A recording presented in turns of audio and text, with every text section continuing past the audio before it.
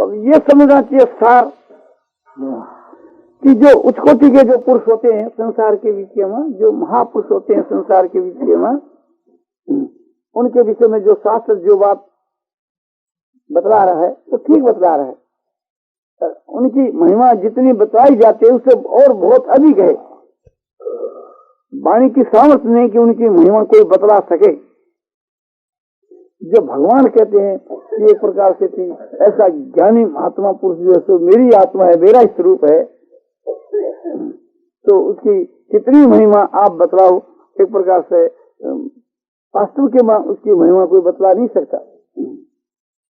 जब उनकी ऐसी महिमा है तो ऐसी महिमा को हम लोग सुनते हैं और सुन करके जब उसको अपना समझ जाएंगे और मान लेंगे तो हमारी उसी वक्त के वहां दशा बदल जाएगी, हमारा जीवन एकदम बदल जाएगा। उसी समय के बीच के वहां हमारा जीवन बदल जाएगा। जैसे भगवान को सूर्य जानने से थी पर समझो कि आप वास्तु के वहां उसका जीवन बदल जाता है। भगवान के दया और प्रेम के तत्वों को समझ करके और उस पर श्रद्धा कर लेता है, विश्वास कर लेता है, तो एक प्रकार से थी समझो कि तुरंत भगवान को जान जाता है और परम शांति को प्राप्त हो जाता है।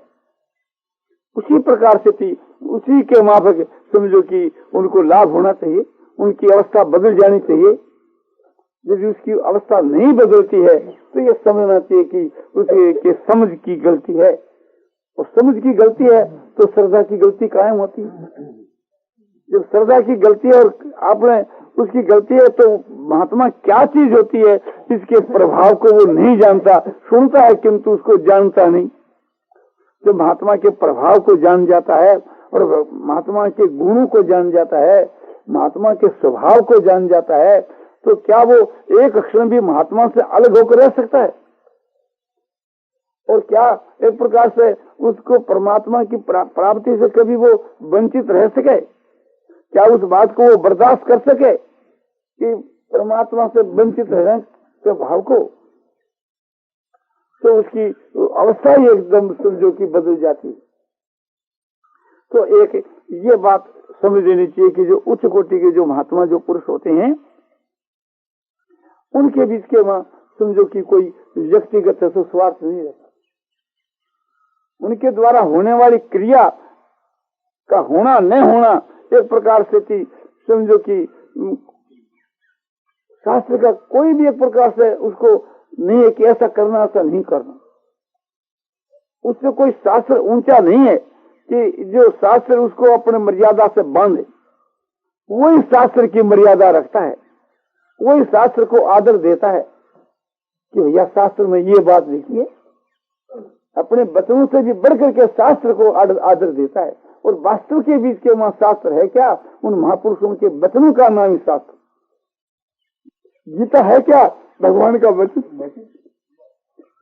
भगवान क्या है कि महापुरुष तो बताया कि भी ऐसा जो कोई महात्मा पुरुष है उसके वास्ते कोई कर्तव्य नहीं है, और वो जो कुछ करता है वही वास्तव के बीच में शास्त्र है।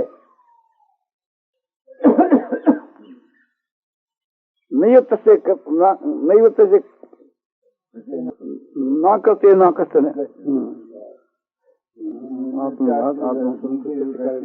नहीं से करते ना तो ना करते ना कष्ट भूते सुख कष्ट। इसका मतलब यह है कि उस महापुरुष को कुछ भी करने करके प्रयोजन नहीं, और उसको ये भी प्रयोजन नहीं कि उसके द्वारा कोई भगवान क्रिया करवावे तो न करने करके भी प्रयोजन नहीं। हक भी उसको नहीं करना चाहिए कि मैं नहीं करूंगा। वो तो भगवान की चीज है, भगवान की मर्जी हो तो उसे कराओ, न तो उसको करने करके प्रयोजन है और न कोई न करने करके प्रयोजन है, क्योंकि उसमें कोई करता ही नहीं है। तो करने करके भी ये घड़ी जो उससे कोई क्रिया होती ही नहीं, न उसको करने करके प्रयोजन, न कोई न करने करके प्रयोजन, न उसको चलने से प्रयोजन है घड़ी को खुद को, और न इसको न चलने से प्रयोजन है। चाबी लगाने वाला जैसे चाबी लगा दो, घड़ी में तो कोई जरूरत है नहीं। घड़ी को तो ये भी जरूरत नहीं है कि मैं नहीं चलूंगी, तुम कितनी चाबी लगाओ, और घड़ी को ये भी जरूरत नहीं है कि तुम ऐसी चाबी लगा दो।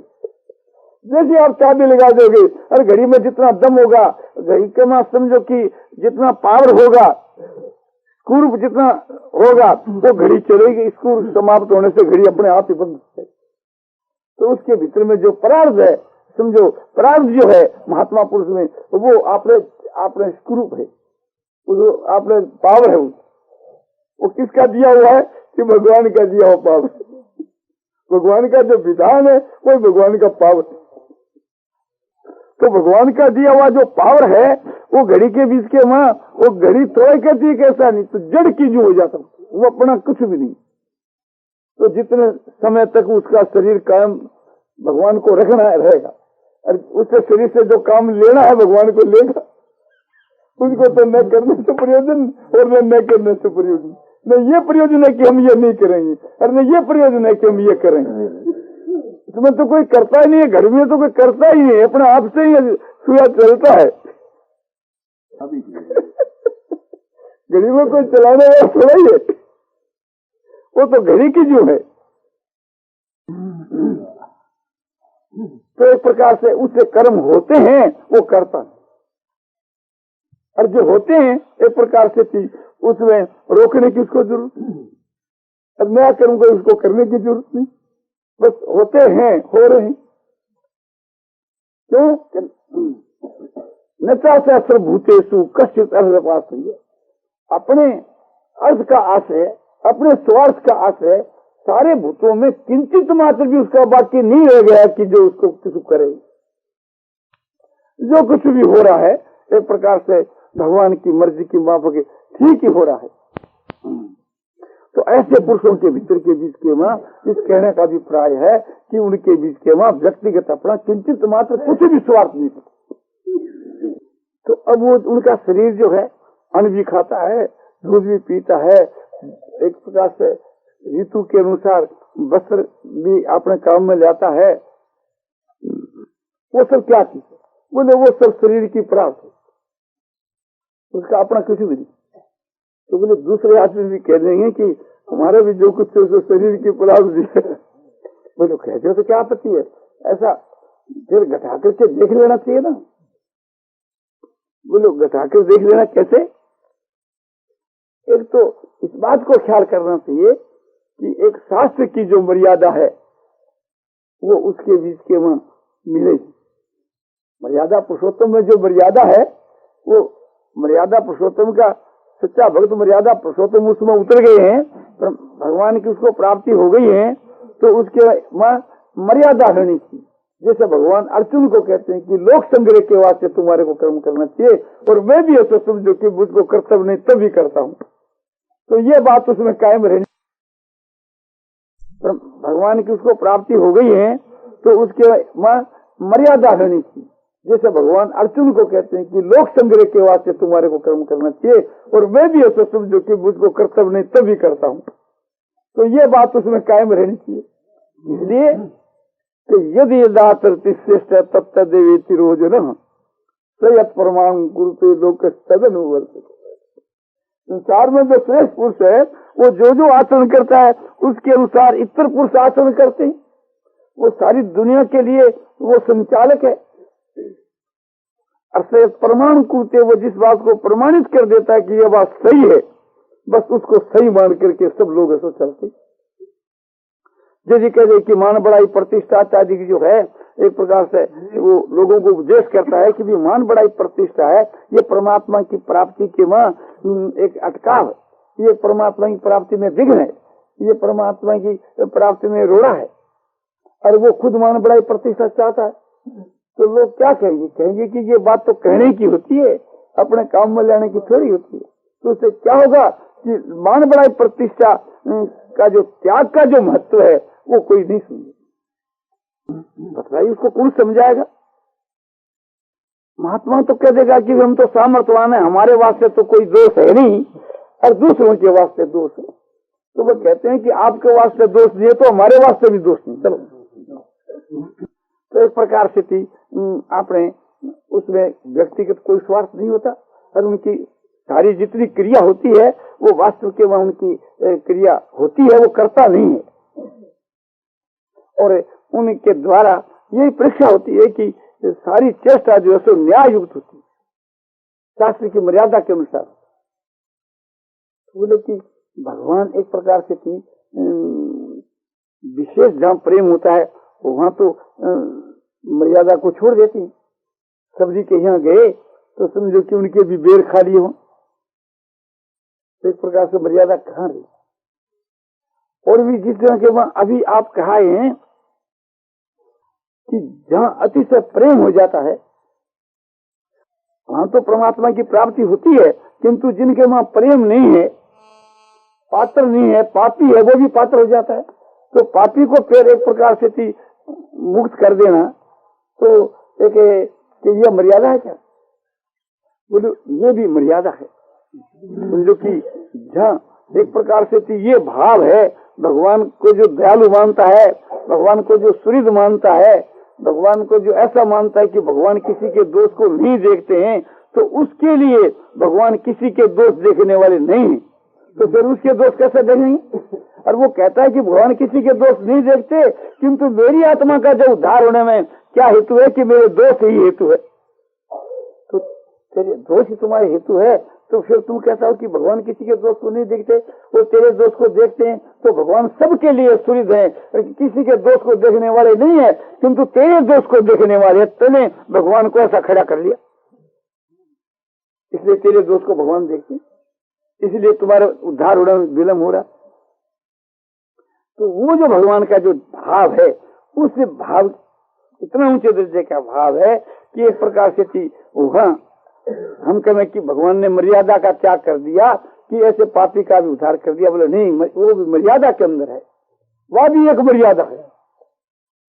जहाँ भाव की प्रधानता होती है, जहाँ प्रेम की प्रधानता होती है, वहाँ नीति और समझो कि उस जगह के बीच के वहाँ शास्त्र की मर्यादा वहाँ रुक जाती है। तो बोले फिर इस प्रकार से थी हम भी शास्त्र की मर्यादा के विरुद्ध करने लगे, तो ये समझना चाहिए हमारे ऊपर भी शास्त्र की आज्ञा नहीं है। बोले तुम्हारे को होश है कि नहीं? बोले होश तो है, तो होश में तुम मर्यादा का त्याग नहीं कर सकती। क्यों? भगवान क्या कहते हैं? यदि हम न बरते जातु कर्म तंद्रित मम वर्तमानु वर्तन्ते मनुष्य पार सर्वस्व।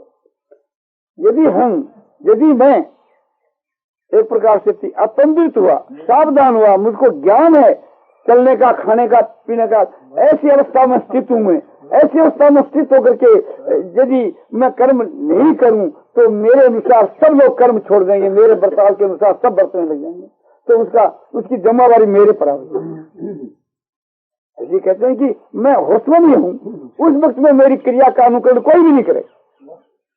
तो जिस वक्त में तू होश में नहीं है, ऐसी तेरी सातवीं भूमिका हो गई हो, तुम्हारे को बाहर भीतर का कोई ज्ञान नहीं हो, चाहे कहीं टट्टी बैठ जाओ, कहीं पेशाब कर दो, कोई खिला दो आकर के, तुमको कौन खिला गया ज्ञान नहीं, कहाँ टट्टी बैठा ज्ञान नहीं, तुम्हारे का बाहर का ज्ञान नहीं है, उस समय में तुम्हारे वास्ते शास्त्र की कोई मर्यादा नहीं,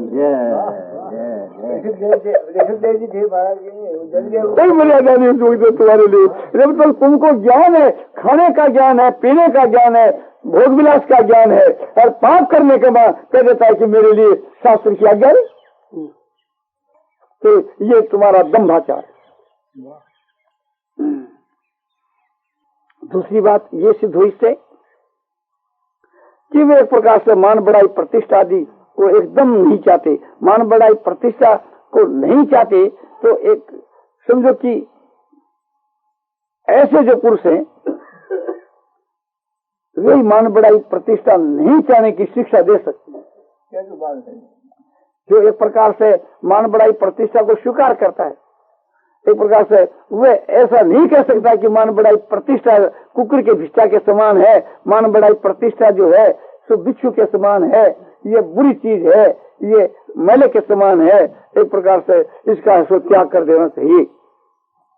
उन्हें वे कह नहीं सकते समाज के बीच के वहां, उनका कहने का अधिकार नहीं।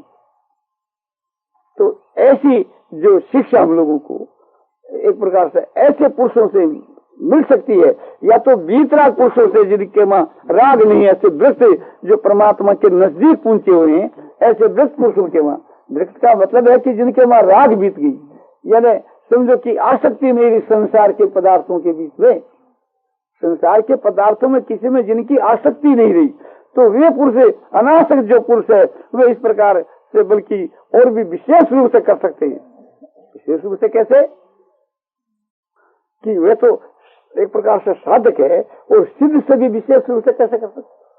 तो वे तो एक प्रकार सिद्ध जो महात्मा पुरुष है, उसके तो मान बढ़ाई दोनों एक है, निंदा स्तुति दोनों एक है। और वो वृक्ष जो पुरुष है, वो तो मान बढ़ाई प्रतिष्ठा इत्यादि को तो विष के समान समझता है, और अपमान, निंदा और अप्रतिष्ठा को अमृत के समान समझता है।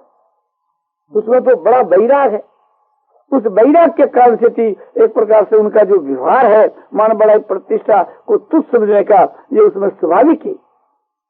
तो इस विषय के बीच के जो है महापुरुषों को जो है एक प्रकार से उस वृक्ष पुरुषों के अनुसार संसार के व्यवहार करना चाहिए। वृक्ष न होते हुए भी वृक्ष पुरुषों के अनुसार व्यवहार करना चाहिए। जैसे सैकानी पुरुष संसार के बीच में कामना को लेकर के और यज्ञदान तप आदि करते हैं, सिद्ध महापुरुषों को उनका अनुकरण करना चाहिए उन्हें एक प्रकार से। क्योंकि जिस प्रकार से सुचारू रूप से सैकानी आदमी समझो कि आपने यज्ञदान पूजा प्रतिष्ठा विधि के साथ करते हैं ना, ऐसा निष्कामी शायद ही कर सकता हूँ। इसलिए एक प्रकार से कहता है सकता कर्म विद्वान से यथा कुर्वन्ति वार्ता है कुर्याद विद्वान सता सकता है चिकित्सा लोक संग्रम लोक संग्रम। क्या कहते हैं कि सकता कर्मणि अविद्वांसु, अविद्वान जो मूर्ख जिस प्रकार से कर्मों में आसक्त होकर के और शास्त्र के अनुसार कर्मों का आचरण करते हैं, विद्वान पुरुषों को भी उन मूर्खों के कर्मों के अनुकरण ही कर्म करना चाहिए। और क्यों करना चाहिए? कि लोक संग्रह के लिए, लोक संग्रह की इच्छा करता उन पुरुषों को भी उन मूर्खों के समान कर्म करना चाहिए। यहाँ मूर्ख कौन है? सकाम। यहाँ सात्विक नहीं, तामसी नहीं। सात्विक इसलिए नहीं कि सात्विक जो एक पुरुष है उसमें तो कामना नहीं होती, वो तो निष्काम कर्म होते उसके। तो सात्विक के जो कर्म निष्काम होते हैं और वहाँ निष्काम कर्म तो नहीं है, इसलिए उसको आगे कहा। और तामसी भी वो नहीं है, क्योंकि तामसी का अनुकरण करने के लिए भगवान कहीं नहीं कहेंगे, तो वो तामसी भी नहीं सात्विक भी नहीं, राजसी है। तो राजसी इसके वास्ते समझो कि राजसी का लक्षण क्या? सकता कर्मणीय विद्वान, कर्मों में आसक्ति वाला। तो कर्मों में आसक्ति राग, तो राग और आसक्ति और समझो कि ये एक ही चीज है। रजो रागात्मक कर्म बुद्धि, रजोगुण को तुम राग ही समझो, तो रजोगुण जो है राग है वो एक ही चीज है। तो ये जिसमें वो राजसी है, तो वो राष्ट्रीय पुरुष की बात है। तो राष्ट्रीय पुरुष जिस प्रकार से कर्मों का आचरण करता है, गुणातीत पुरुष को भी उसके अनुसार कर्मों का आचरण करना चाहिए। तो इसी प्रकार से जो वृक्ष जो महात्मा है, वीतराग जो पुरुष है, तो उन्हीं का अनुकरण एक प्रकार से उन्हें महापुरुषों को करना चाहिए। वीतराग पुरुषों का अनुकरण करना चाहिए, तभी संसार के बाद उनसे वो शिक्षा मिलेगी। हम जो एक प्रकार से थी आपने ये चाहे कि मान बढ़ाई प्रतिष्ठा को एक प्रकार से थी आपने विष के समान समझे, तो ये शिक्षा हम किससे लेंगे? ये शिक्षा उन वीतराग पुरुषों से हमको मिलेगी, ये शिक्षा महापुरुषों से हमको मिलेगी जो वास्तु के जो गुणातीत है, ईश्वर के भक्त हैं, जो एक प्रकार से मुक्त जो पुरुष हैं, उनसे ये शिक्षा हमको मिलेगी। तो उच्च कोटि के पुरुषों के बीच के मान बढ़ाई प्रतिष्ठा की इच्छा नहीं रखती, और इस प्रकार का अपने साथ में आचरण भी नहीं होने देती, और अपने हृदय से भी नहीं चाहती, और वाणी से भी नहीं कहते, और हृदय से भी नहीं चाहते, और स्वरूप से भी नहीं चाहते, किसी भी प्रकार से भी नहीं चाहते। किस लिए? कि संसार के कल्याण, संसार का हित करने के लिए, लोगों को उन्मार्ग से बचाने के लिए, शास्त्र विपरीत मार्ग में जो लोग चल रहे हैं, दंभी और पाखंडी चल रहे हैं एक प्रकार से, और संसार के बीच के जो पाप करने वाले, जो पापी पाप करते हैं, उनको पाप से बचाने के लिए, और जो अपना कल्याण चाहते हैं उनको सतमार्ग के बीच में लगाने के लिए, शास्त्र के अनुकूल कर्म कराने के लिए, तो उन पुरुषों को ऐसा करना चाहिए।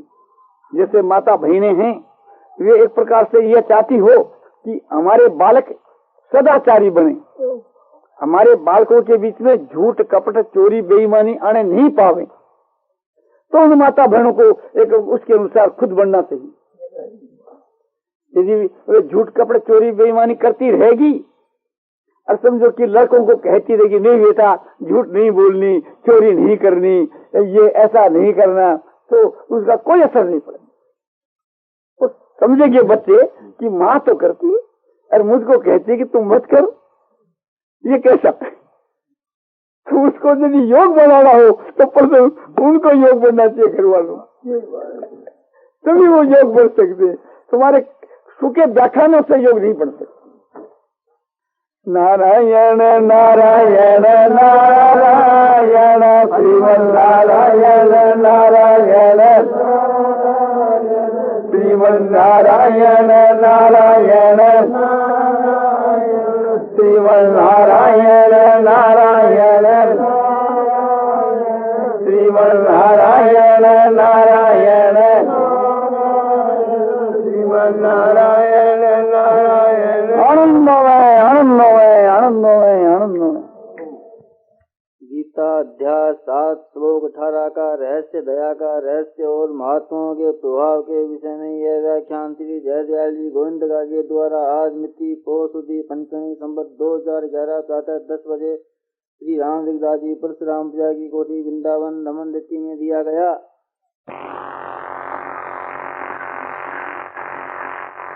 नारायण नारायण नारायण श्रीमन नारायण नारायण श्रीमन नारायण नारायण श्रीमन नारायण नारायण नारायण नारायण श्रीमन नारायण नारायण श्रीमन नारायण नारायण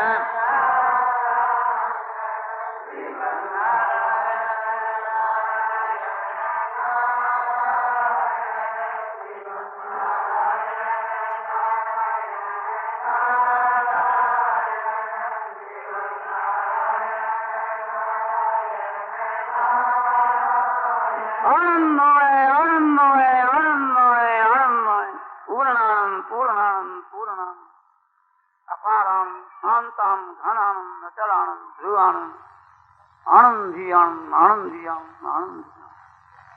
नारायण नारायण